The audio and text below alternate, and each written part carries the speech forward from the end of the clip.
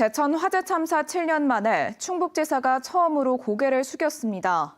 김영환 지사는 오늘 제천시청에서 열린 제천 화재 참사 유가족 부상자들과의 면담에서 재판 결과와 관계없이 죄송하다며 가족을 잃고 고통 속에 살아가는 유족께 도민을 대표해 위로의 말씀을 드린다고 말했습니다. 또 유족 측이 패소한 손해배상 소송과는 관계없이 충청북도와 유족 1명씩으로 구성된 협의체를 꾸려 구체적인 지원 방안을 논의하자고 제안했습니다.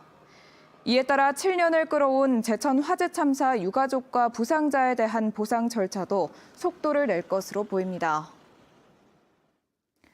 지난해 전국적으로 여성 취업자가 크게 늘었다는데 충북은 오히려 줄어든 것으로 나타났습니다. 특히 여성 비율이 높은 서비스 업종의 고용이 위축됐습니다. 관련 소식 이지연 기자가 보도합니다.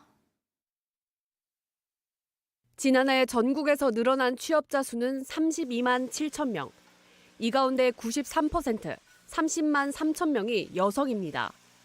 새로 취업한 10명 중 9명 이상이 여성이었다는 얘기입니다. 그런데 지난해 충북의 여성 취업자는 38만 8천 명으로 전년보다 오히려 4천 명 줄었습니다. 남성 취업자가 55만 명으로 1만 7천 명 늘어난 것과도 대비됩니다. 전국의 취업자를 보면 여자 취업자가 더 많이 증가한 것으로 나타났습니다. 충북은 남자 취업자가 전년 대비 3.1% 증가하고 여자 취업자는 1.0% 감소하였습니다.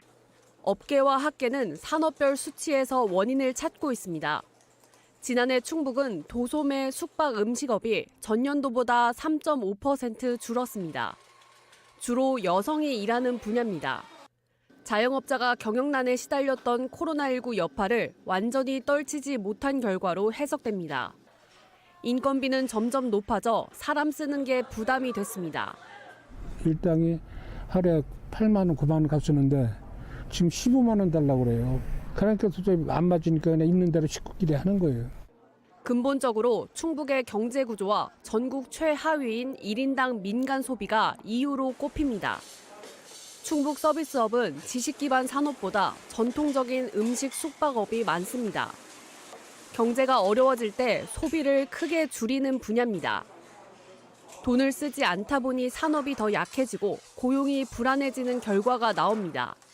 충북도가 가지고 있는 전반적인 서비스 산업의 위축이 다시 이게 우리 전체적인 충북도의 소득을 줄이는 효과가 나고 또 소비가 줄어든 이 악순환이 영향이 더 큰 거예요. 충청북도는 전국 추세에 역행하는 이 같은 통계를 이례적인 것으로 판단하고 이달 말 통계 전문가 등이 참여하는 위원회를 열어 원인 분석과 대책을 논의할 예정입니다. MBC 뉴스 이지연입니다.